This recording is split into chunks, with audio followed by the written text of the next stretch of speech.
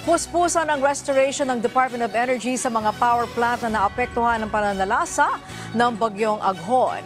Ayon sa DOE, nasa higit 20 power plant pa ang hanggang ngayon ay hindi pa naibabalik sa normal na operasyon. Si Joshua Garcia sa sentro ng balita. Joshua.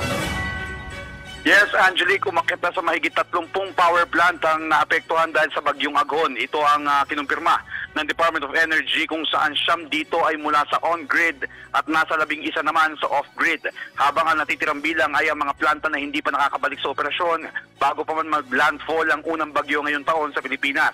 Angelique, ayon kay DOE Secretary Rafael Lotilla, patuloy ang restoration na sinasagawa sa mga nag-shutdown na planta katulad sa Ilihan Power Plant sa Batangas na kasalukuyang sumasailalim ngayon sa rebirth at inaasahan na magkakaroon ng improvement sa mga susunod na linggo. Pero paglilinaw ng DOE, kung hindi makakabalik ang mga naapektuhan na planta ay asahan pa rin ang red alert status sa mga susunod na araw hanggang pagpasok ng buwan ng Mayo.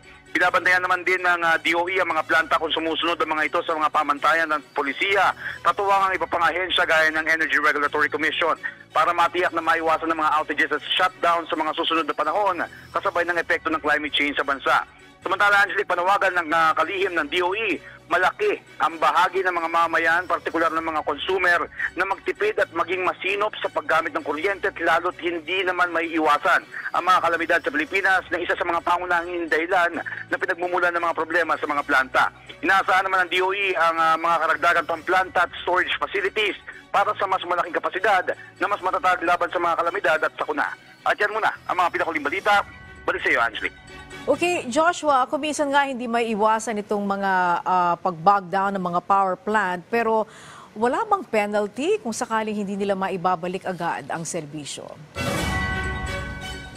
Yes, Angelique, yan yung tinututukan ngayon ng DOE kasama ng ERC, ng Energy Regulatory Commission, yung mga planta kung sila nga ay sumusunod sa mga pamantayan. Maging yung disenyo ng mga planta ay tinitignan rin ng ahensya para matiyak nga kung ang ito ba ay nasa standards ng operations na para magbigay ng supply ng kuryente. At tama ka dyan, meron mga kaukulang penalty para sa mga operators ng planta sakaling mapag-alaman nga na hindi sila sumusunod sa mga pamantayan at polisiya. Angelique? Okay, maraming salamat sa iyo, Joshua Garcia.